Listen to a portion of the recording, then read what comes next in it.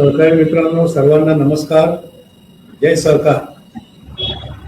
अनेक दिवसांनी आपण प्रत्यक्ष तर भेटलेलो नाही, भेटूही शकत नाही कोरोनाच्या पार्श्वभूमीवर, परंतु फेसबुक लाईव्हच्या माध्यमातून गेल्या जवळपास 7 महिन्यामध्ये आपण वेळोवेळी भेटत आलेलो आहोत. वेगवेगळ्या विषयांवर, वेगवेगळ्या समस्यांवर चर्चा करण्यासाठी सहकार खात्याचे अधिकारी आपल्या फेसबुक लाईव्ह मध्ये किंवा व्हिडिओ कॉन्फरन्सिंग मध्ये सहभागी होतात. एका व्हिडिओ कॉन्फरन्सिंग मध्ये तर प्रत्यक्ष सहकार मंत्री सहभागी झालेले होते, सन्माननीय जयंतजी पाटील साहेब. त्या व्हिडिओ कॉन्फरन्सिंग मध्ये ज्या ज्या विषयावर आपण चर्चा केली, जे जे विषय आपण सन्माननीय जयंत पाटील साहेबांकडे मांडले, त्याच्यातल्या जवळपास 28 जयंत पाटील साहेबांकडे प्रभारी असताना त्यांच्याकडे आपण मांडले होते. 28 प्रश्नांपैकी 17 प्रश्नांवर मुंबईला मंत्रालयामध्ये त्यांच्या दालनामध्ये प्रत्यक्ष चर्चा झाली. त्या 17 प्रश्नांपैकी 14 प्रश्नांवर अतिशय सकारात्मक निर्णय आपल्याला मिळालेला आहे. 3 प्रश्नांवर मंत्री महोदयांनी आपल्याशी सहमती दाखवली नाही, तरी सुद्धा त्या प्रश्नाच्या बाबतीत सुद्धा आपण प्रयत्नशील आहोत. ते प्रश्न काय होते, कुठले प्रश्न सुटले, हे सांगून मी आपला वेळ घेणार नाही. आजची फेसबुक लाईव्ह जी आहे मित्रांनो, ती केवळ 2 दिवसापूर्वी परवाच राज्य मंत्रिमंडळाने निर्णय घेऊन महाराष्ट्र सहकारी संस्थांचा कायदा 1960 कायद्याच्या 3 कलमांमध्ये बदल केले आहेत. ते कलम नंबर आहे 65, ते कलम नंबर आहे 75 आणि ते कलम नंबर आहे 81. या 3 कलमांमध्ये सहकारी मित्रांनो जे बदल झालेले आहेत, हे बदल विशेषतः सहकारी संस्थांची वार्षिक सर्वसाधारण सभा, सहकारी संस्थांचं लेखापरीक्षण आणि सहकारी संस्थांना दरवर्षीप्रमाणे वाटायचा लाभांश, हे सर्व अधिकार जे वार्षिक सर्वसाधारण सभेला होते, त्याऐवजी त्याच्यामध्ये काही बदल आता राज्य मंत्रिमंडळाने केलेले आहेत. अर्थात राज्य मंत्रिमंडळाने केलेले बदल राज्यपालांच्या स्वाक्षरीनंतर राज्य मंत्रिमंडळाने हे केलेले बदल आता राज्यपालांकडे पाठवलेले आहेत आणि राज्यपालांच्या स्वाक्षरीनंतर ते प्रत्यक्षात अंमलात येतील. तरी सुद्धा 2 दिवसापासून राज्याच्या कानाकोपऱ्यातून मला दूरध्वनीवर खूप मोठ्या प्रमाणावर विचारणा होते आहे की हे बदल काय आहे. विशेषतः लाभांशाच्या बाबतीतला जो बदल आहे, लाभांशाच्या बदलाच्या बाबतीमध्ये गेले 4-5 महिने झाले सातत्यानं विचारणा होत होती. विशेषतः या दसरा दिवाळीचे सण तोंडावर आलेले आहेत. या तोंडावर आलेल्या सणांच्या पार्श्वभूमीवर अनेक संस्था या दसरा दिवाळीच्या तोंडावर लाभांश वाटप करीत असतात. आपल्या सभासदांची दिवाळी गोड होण्याकरता फुल ना फुलाची पाकळी त्यांच्या खात्यामध्ये वर्ग करत असतात किंवा त्यांना रोख स्वरूपात देत असतात. त्या लाभांश वाटपामध्ये सुद्धा आपल्याला खूप अपेक्षा होती, खूप उत्सुकता होती. त्यामध्ये आम्ही काय करावं हा प्रश्न सगळ्या सभासद पतसंस्थांसमोर किंवा राज्यातल्या सगळ्या संस्थांसमोर पडलेला होता. आणि हा कायदा जरी झालेला नव्हता तरी सुद्धा मी सगळ्यांना सुचवत होतो की प्रत्येकानं आपली संचालक मंडळाची मीटिंग घ्यावी. संचालक मंडळाच्या मीटिंगमध्ये आपण एक ठराव करावा. त्या ठरावाप्रमाणे आपण लाभांश वाटप करावं आणि त्या वाटप केलेल्या लाभांशाला कार्योत्तर मंजुरी वार्षिक सर्वसाधारण सभेची घ्यावी. किंवा संचालक मंडळामध्ये ठराव करतानाच त्या ठरावामध्येच उल्लेख आपण करावा की आज जरी संचालक मंडळ या दरानं लाभांश वाटपाचा ठराव करीत असलं तरी वार्षिक सर्वसाधारण सभेमध्ये या संचालक मंडळामध्ये मंजूर केलेल्या विषयाला कार्योत्तर मंजुरी घ्यायची. संचालक मंडळाचा ठराव देताना वार्षिक सर्वसाधारण सभेमध्ये कार्योत्तर अपेक्षेच्या मंजुरीवर अशा प्रकारची शब्दरचना करण्याचं मी अनेक पतसंस्थांना सुचवलं होतं.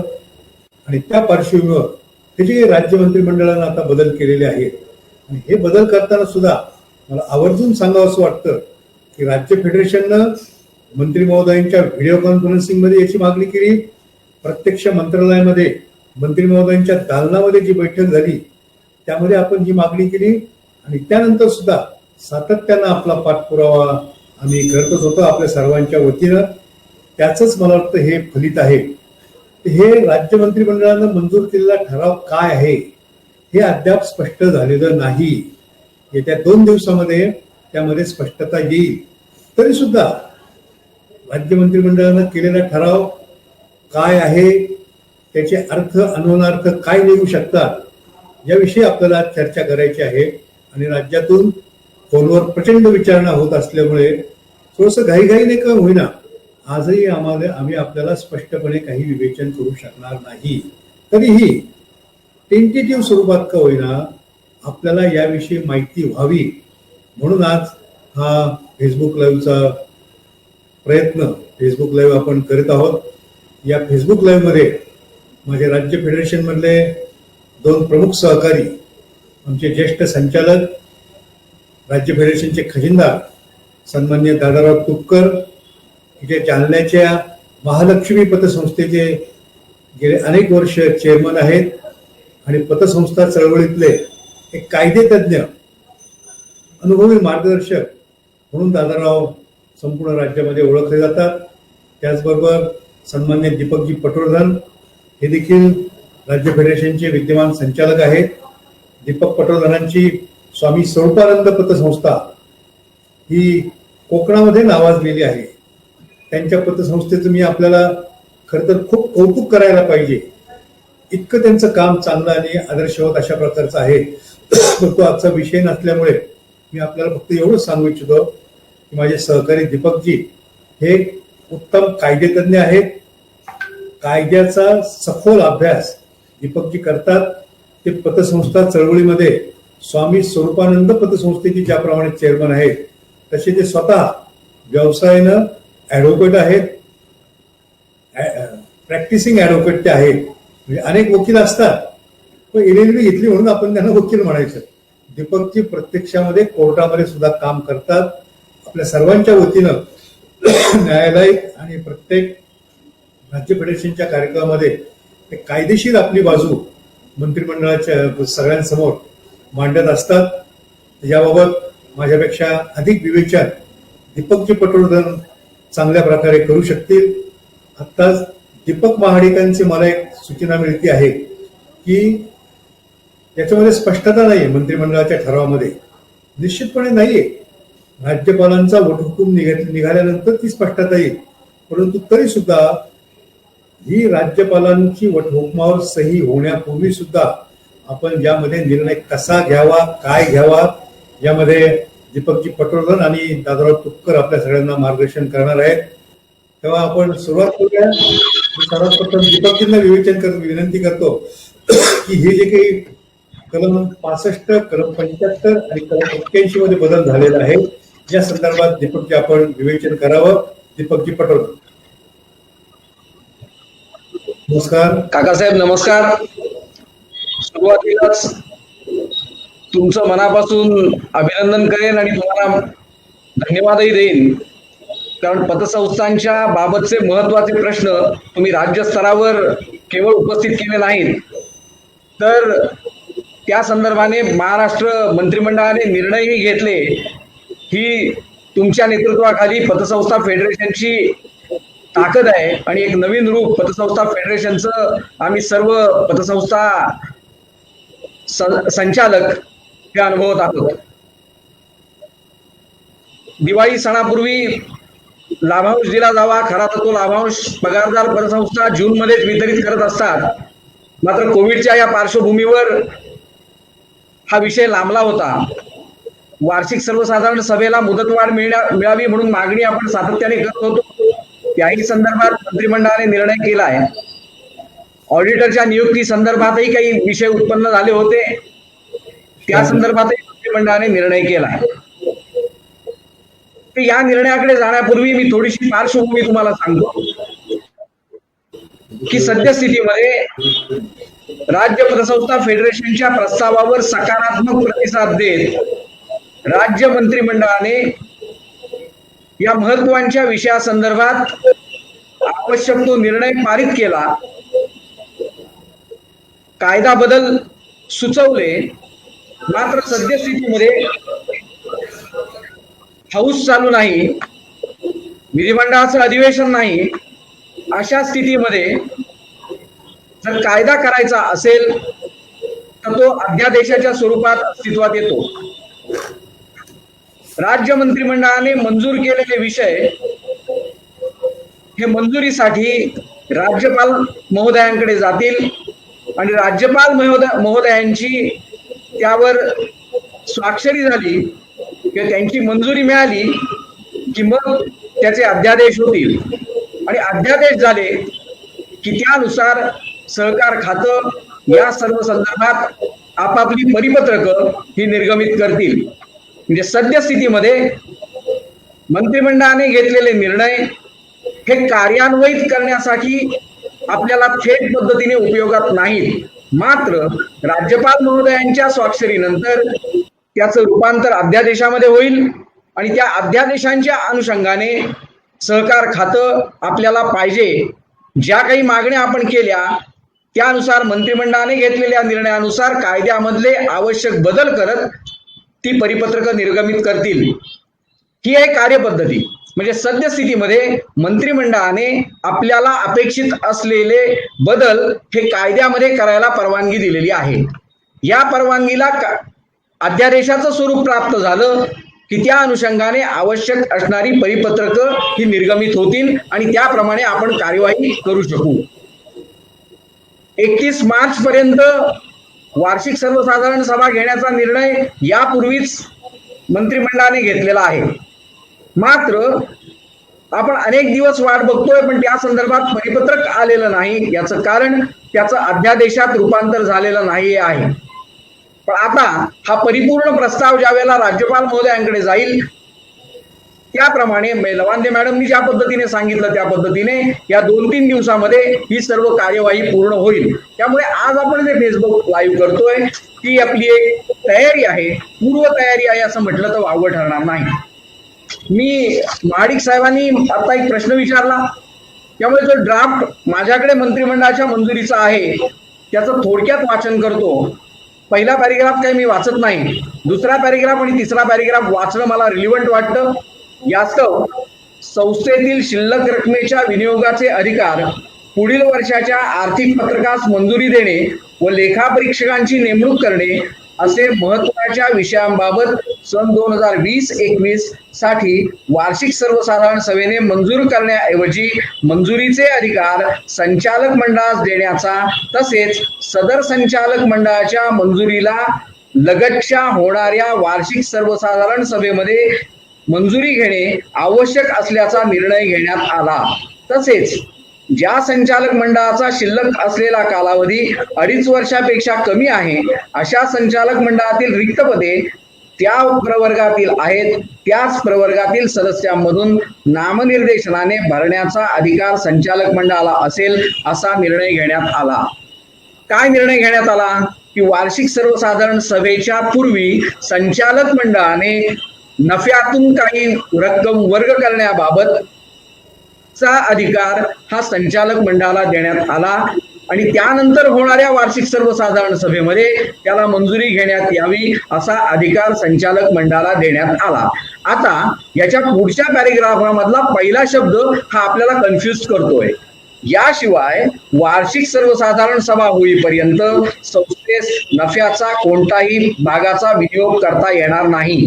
त्याप्रमाणे सभासदांना दसरा दिवाळीपूर्वी लाभांश देणे, पुढील वर्षाच्या आर्थिक पत्रकास मंजुरी देणे, लेखापरीक्षकाची नियुक्ती करणे याबाबत देखील महाराष्ट्र सहकारी संस्था अधिनियम 1960 मधील कलम 65, कलम 75 व कलम 81 मध्ये सुधारणा करण्यास व अध्यादेश प्रख्यापित करण्यास आज मान्यता देण्यात आली.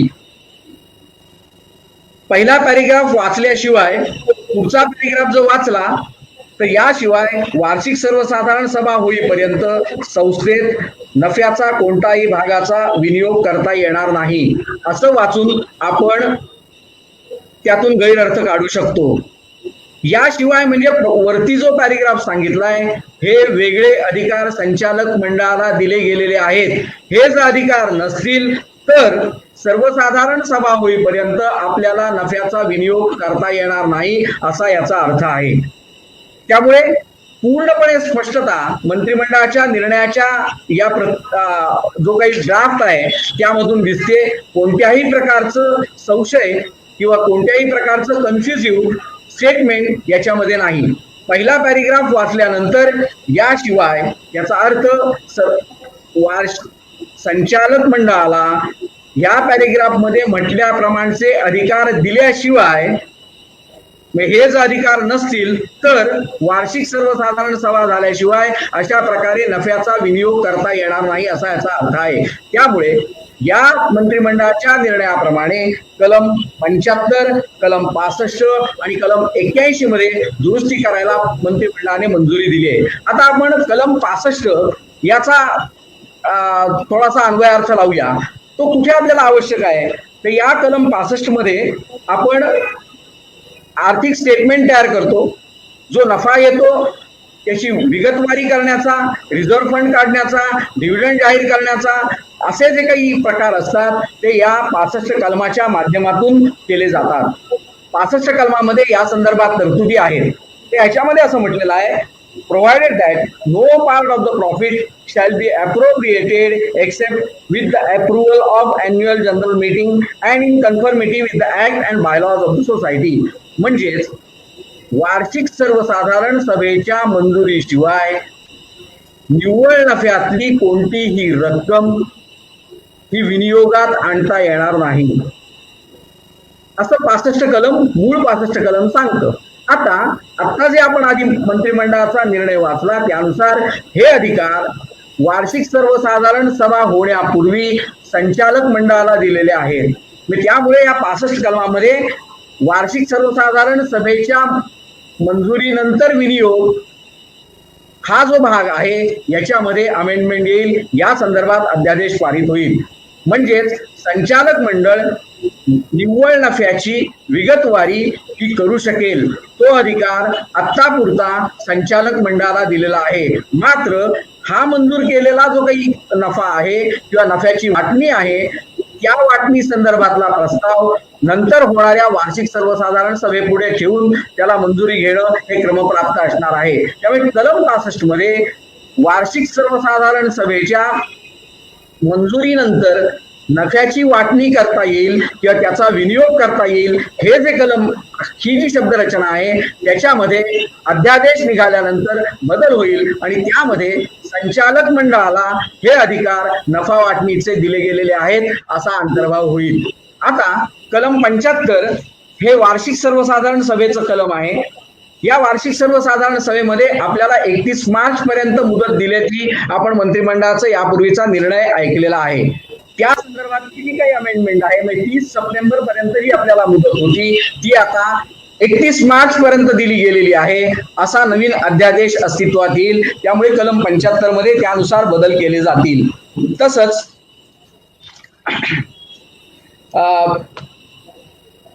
या वार्षिक सर्वसाधारण सभेमध्ये आपण सातत्याने नफा वाटणी करत असतो.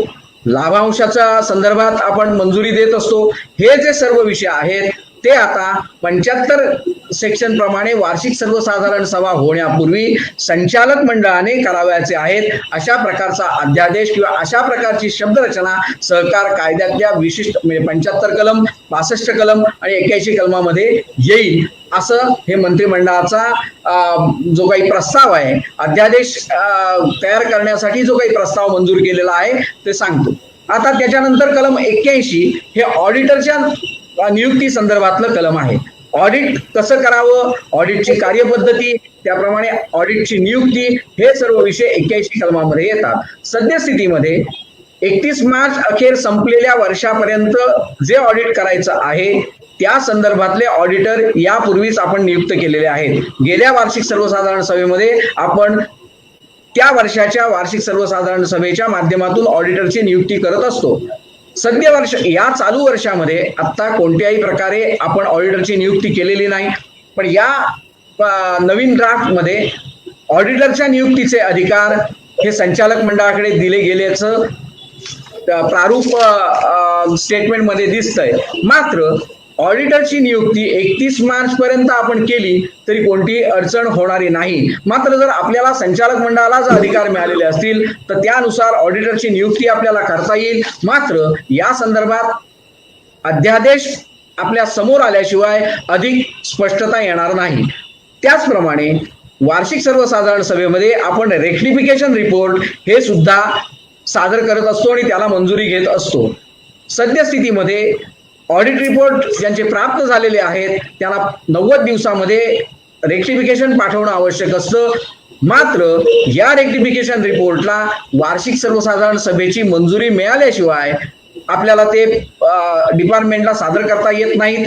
पण सद्यस्थितीमध्ये संचालक मंडळ या संदर्भात रेक्टिफिकेशन रिपोर्टला मंजुरी देऊन हे रेक्टिफिकेशन रिपोर्ट पुढे मंजुरीसाठी किंवा सहकार खात्याकडे किंवा ऑडिटरकडे रेक्टिफिकेशन रिपोर्ट सादर करू शकेल असं या नवीन प्रस्तावावरून दिसतंय. त्यामुळे या संदर्भातले जे काही कायदा बदल आहेत कलम 81 मध्ये या रेक्टिफिकेशन रिपोर्ट संदर्भात ऑडिटरच्या नियुक्ती संदर्भात हे 2 बदल केले जातील. कलम 75 मध्ये 30 सप्टेंबरची मुदत ही 31 मार्च पर्यंत केल्या संदर्भातला बदल केला जाईल. तसंच 75 कलमातल्या कलम 2 मध्ये रेक्टिफिकेशन रिपोर्ट आणि ऑडिटरची नियुक्ती या संदर्भातली जी कलमं आहेत त्या संदर्भातले ही बदल हे नवीन अध्यादेशाच्या माध्यमातून प्राप्त होतील. म्हणजेच सद्यस्थितीमध्ये जो संस्थेचा नफा झालेला आहे, जो नेट प्रॉफिट झालेला आहे त्याची विगतवारी करणं, त्याचं वाटप करणं, इतके दिवस आपण हे वाटप करून वार्षिक सर्वसाधारण सभेला शिफारस करत होतो. आता या संदर्भातला वाटपाचा विषय पूर्ण करून त्या नफ्याची विगतवारी करून त्याचा विनियोग करण्याचे अधिकार हे संचालक मंडळाला मिळालेले आहेत. त्यामुळे एकदा अध्यादेश पारित झाला की त्या अनुषंगाने येणाऱ्या परिपत्रकाच्या माध्यमातून आपण आपल्या सभासदांना आपण संचालक मंडळामध्ये घेतलेल्या निर्णयानुसार लाभांश वितरित करू शकू. रिझर्व्ह फंडामध्ये जी आपण अमाऊंट टाकतो ती अमाऊंट आपण त्या ठिकाणी वितरित करू शकू.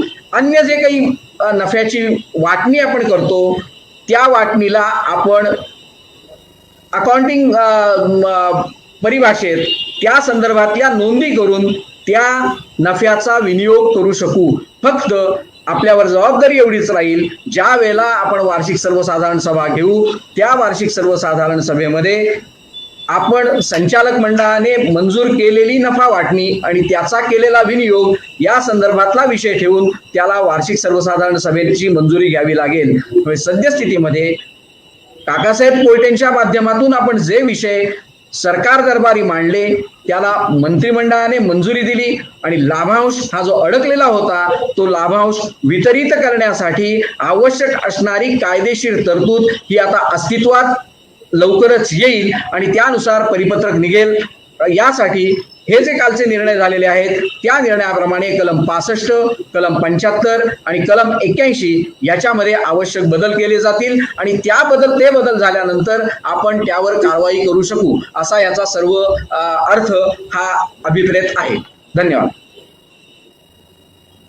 धन्यवाद पटवर्धन साहेब. बऱ्याच लोकांची कालपर्यंतपासून शंका होती की कलम 65, कलम 75 आणि कलम 81 नेमकं काय आहे. आज या लाईव्हच्या माध्यमातून आपल्याला याही गोष्टी कळाल्या की कलम 65, 75, 81 नक्की काय आहे आणि त्या दृष्टीने आपण काय तयारी करावी. काका साहेब आपल्याला आवाज येतो? येतोय दादाराव तुपटे बोलतील. हो. यानंतर याच तिन्ही कलमांच्या अनुषंगाने मी तुपकर सरांना विनंती करते की त्यांनी त्यांचंही मत या बाबतीतलं आपलं स्पष्ट करावं. पटवर्धन साहेबांनी या तीनही कलमाबाबत विस्तृत विवेचन सादर केलेलं आहे. याच्यामध्ये नफा विभागणी जी आहे त्या नफा विभागणीमध्ये वार्षिक सर्वसाधारण सभेमध्ये नफा विभागणी करीत असताना 1/4 भाग म्हणजे 25% हा रिझर्व्ह फंडाला द्यावाच लागतो. त्याचप्रमाणे 15% जास्त लाभांश देता येत नाही. जो काही लाभांश द्यायचा आहे तो संचालक मंडळ जी शिफारस करेल त्याच्यामध्ये वाढ करण्याचा वार्षिक सर्वसाधारण सभेला तसाही अधिकार नाही. म्हणून जी काय म्हणजे लाभांश वाटपाची प्रक्रिया आहे ती आता पुरी होईल आणि हे सर्वच विषय सरांनी कव्हर केलेले आहे. याच्यामध्ये वार्षिक सर्वसाधारण सभेमध्ये महत्वाचा भाग असा आहे की ऑडिट जे केलं जातं ते ऑडिट रिपोर्ट हा वार्षिक सर्वसाधारण सभेसमोर ठेवला जातो. परंतु आता वार्षिक सर्वसाधारण सभेचे अधिकार संचालक मंडळाला दिल्यामुळं हा संचालक मंडळाच्या मीटिंगमध्ये हा ऑडिट रिपोर्ट मंजूर करून घ्यायचा आणि मागील वर्षाचा जो दोष दुरुस्ती अहवाल आहे तो सुद्धा संचालक मंडळाच्या मीटिंगमध्ये मंजूर करायचा आणि तो ज्यावेळी वार्षिक सर्वसाधारण सभा होईल त्यावेळी तो कार्योत्तर मान्यतेसाठी ठेवायचा. कलम 65 बाबत सरांनी विस्तृत मार्गदर्शन केलेलं आहे. कलम 81 मध्ये सुद्धा पुढील वर्षाची जी काही म्हणजे नेमणूक करायची ती नेमणूक करीत असताना फक्त शासनाचं जे पॅनल आहे त्या पॅनलवरचाच ऑडिटरची नेमणूक करायला पाहिजे आहे. एवढंच आणि बाकी सर्व सरांनी सांगितलेलं आहे. धन्यवाद. सहकारी मित्रांनो, आपले माझे 2 सहकारी कायदेतज्ञ दीपकजी पटवर्धन आणि कायदेतज्ञ दादाराव कुपकर यांनी या महाराष्ट्र सहकारी संस्थांचा कायदा 1960 मधील कलम 65, कलम 71 आणि कलम 81 मध्ये झालेले बदल यावर विवेचन केलेलं आहे. दोघांनी आता सांगितलं की राज्यपालांची मंजुरी मिळाल्यानंतर हा बदल प्रत्यक्षामध्ये येणार आहे. परंतु राज्यपालांची मंजुरी हा तांत्रिक भाग आहे, टेक्निकल बाब आहे. रुटीनमध्ये तो अध्यादेश तर राज्यपाल महोदय निश्चितपणे सही करतील, स्वाक्षरी करतील. एखादा मंत्रिमंडळाचा निर्णय राज्यपाल बदलू शकतात याबाबत दुमत नाही. दीपकजी बरोबर आहे? हो, येस सर. परंतु हा काही राजकीय विषय नाही, हा सगळ्या सहकारी संस्थांच्या हिताच्या दृष्टीने घेतलेला निर्णय आहे. त्यामुळे राज्यपाल महोदय हा निर्णयाला निश्चित मान्यता देतील. आता त्या राज्यपाल महोदयांची स्वाक्षरी झाल्यानंतर हा कायदा प्रत्यक्षात येणार आहे याबाबत आपलं कोणाचंही दुमत नाही. काही कमेंट बॉक्स सुद्धा तशा प्रकारचे प्रश्न आपल्या सहकारी मित्रांनी उपस्थित केलेले आहेत. त्यांचं म्हणणं बरोबर आहे, राज्यपालांची स्वाक्षरी झाल्यानंतरच याचं कायद्यामध्ये रूपांतर होईल. परंतु तत्पूर्वी आपण हा कायद्यामधला काय बदल झालेले आहे, कोणत्या कायद्यात बदल झालेला आहे हे आपल्याला समजून सांगण्याकरता हे फेसबुक लाईव्ह केलेले आहे. त्याच्यामध्ये जवळपास मला वाटतं आतापर्यंत 183 सहभागी झालेले आहेत पतसंस्थांचे प्रतिनिधी. आणि यानंतर सुद्धा हा रेकॉर्डेड फेसबुक लाईव्ह सगळ्यांना उपलब्ध होणार आहे. यापूर्वीचा अनुभव असा आहे मित्रांनो, 10,000, 12,000, 14,000, 15,000 लोक बघतात. त्याच्यामुळे चांगल्या प्रकारचा रिस्पॉन्स आपल्याकडून मिळतो. आणि मला आता ज्या कमेंट बॉक्समध्ये कमेंट्स दिसत आहेत आपल्या, त्या कमेंटमध्ये आपण सर्वांनी राज्य फेडरेशनचे आभार मानलेले आहेत, राज्य फेडरेशनचं अभिनंदन केलेलं आहे. परंतु मित्रांनो, हे सगळं शक्य होतं ते तुमच्या सगळ्यांच्या सहकार्यामुळे शक्य होतं, तुमच्या सगळ्यांच्या शुभेच्छेमुळे शक्य होतं. राज्य फेडरेशनच्या बाबत तुम्ही जी एक ताकद उभी केलेली आहे, संघटित ताकद, याचं हे यश आहे. आम्ही याला निमित्त मात्र आहोत. आपल्या वतीनं आम्ही फक्त पोस्टमनची भूमिका बजावत आहोत. त्याच्यामुळे हे सगळे यश मिळाल्याबद्दल मी आपलंच अभिनंदन करतो.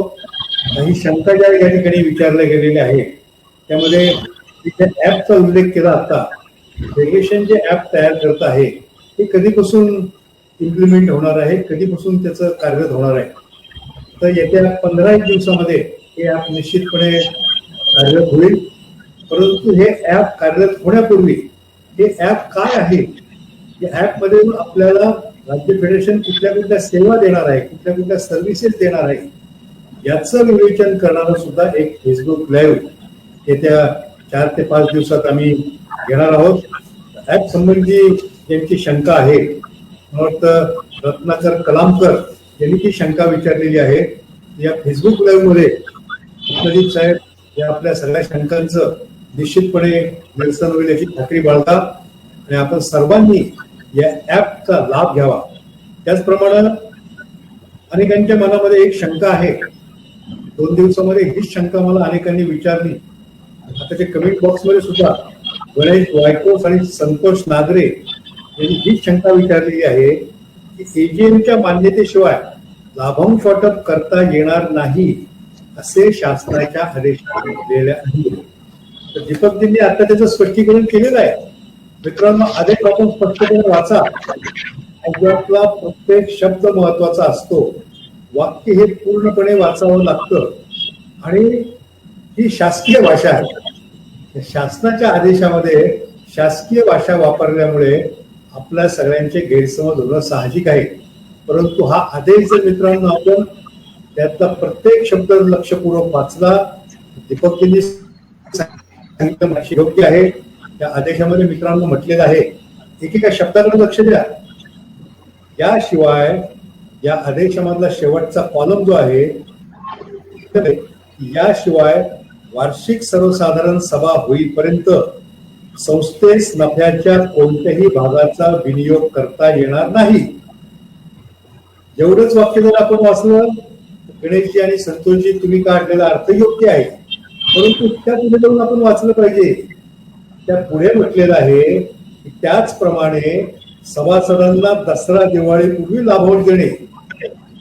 हा कायद्यात बदल जो झालेला आहे तो याच करता झालेला आहे की सभासदांना दसरा दिवाळीपूर्वी लाभांश देणे, पुढील वर्षाच्या आर्थिक वर्षात मंजुरी देणे, लेखापरीक्षकाची नियुक्ती करणे याबाबत देखील महाराष्ट्र सहकारी संस्था अधिनियम 1960 मधील कलम 65, कलम 75 व कलम 81 मध्ये सुधारणा करण्यास व अध्यादेश प्रस्थापित करण्यास आज मान्यता देण्यात आलेली आहे. म्हणजे प्रश्न असा आहे की याला या ठरावांमुळे, मंत्रिमंडळाच्या ठरावांमुळे मान्यता देण्यात आलेली आहे. जरी लाभांश वाटप आपल्याला वार्षिक सर्वसाधारण सभेच्या मान्यतेशिवाय करता येत नसेल कलम 65 प्रमाणे, तरी सुद्धा संचालक मंडळात त्याचे अधिकार देण्याबाबतच्या या कलमामध्ये दुरुस्ती करण्यास राज्य मंत्रिमंडळाला मान्यता दिलेली आहे. त्यामुळे निश्चितपणे आपण मांडलेली जी काही भूमिका होती शासनासमोर, ती भूमिका राज्य शासनानं मान्य केलेली आहे. असा स्पष्टपणे याचा अर्थ आहे. त्याबाबत कुठलाही गैरसमज मला वाटतं प्रत्येकानं आपल्या आपल्या मनामध्ये ठेवू नये. लाभांश वाटप करण्याकरता संचालक मंडळाची मिटिंग घेण्याकरता एक 4-5 दिवस वाट बघायला काही हरकत नसावी. आणखी जे काही 2 कलम आहेत हे सुद्धा बदल आपण राज्य फेडरेशनने केल्याप्रमाणे मंत्री महोदयांनी यापूर्वीच मान्य केले होते. कोणते बदल? की वार्षिक सर्वसाधारण सभा घेण्याला 31 मार्च पर्यंत देण्यात आलेली आहे आणि वार्षिक सर्वसाधारण सभा होण्यापूर्वी जे आपल्याला लेखापरीक्षण आपलं पूर्ण करावं लागतं, ते लेखापरीक्षण पूर्ण करण्यासाठी 31 डिसेंबर पर्यंत देण्यात आलेली आहे. माझी आपल्याला सगळ्यांना विनंती आहे की लेखापरीक्षण करण्याकरता सुद्धा आपल्याला अजून भरपूर वेळ आहे. राज्य जी काही वार्षिक सर्वसाधारण सभा आहे ती घेण्यासाठी सुद्धा आपल्याला भरपूर वेळ आहे. चांगल्या प्रकारचे बदल हे शासनाने केलेले आहे. मी आजच्या फेसबुक लाईव्ह प्रसंगी जे काही बदल केले त्याबद्दल राज्यातल्या सगळ्या तमाम पतसंस्था सर्वांच्या वतीनं सन्माननीय मंत्री महोदयांना धन्यवाद देतो, सन्माननीय मुख्यमंत्री महोदयांना धन्यवाद देतो, राज्य मंत्रिमंडळाच्या सर्व सदस्यांना धन्यवाद देतो. अर्थात धन्यवाद जरी दिले तरी आपल्या अपेक्षा सुद्धा अजून आहेत. आपल्या अपेक्षा, आपल्या मागण्या संपलेल्या नाही. एका बाजूला धन्यवाद, दुसऱ्या बाजूला आपल्या अपेक्षा सुद्धा राज्य मंत्रिमंडळासमोर आपल्याला मांडायच्या आहेत. त्याकरता आपल्याला पुन्हा आपले प्रयत्न जारी ठेवायचेच आहेत. मी आपल्या सर्वांच्या माहितीकरता सांगू इच्छितो. मी आता सांगितलं की मंत्री महोदयांसमोर आम्ही एकूण 28 प्रश्न मांडले होते.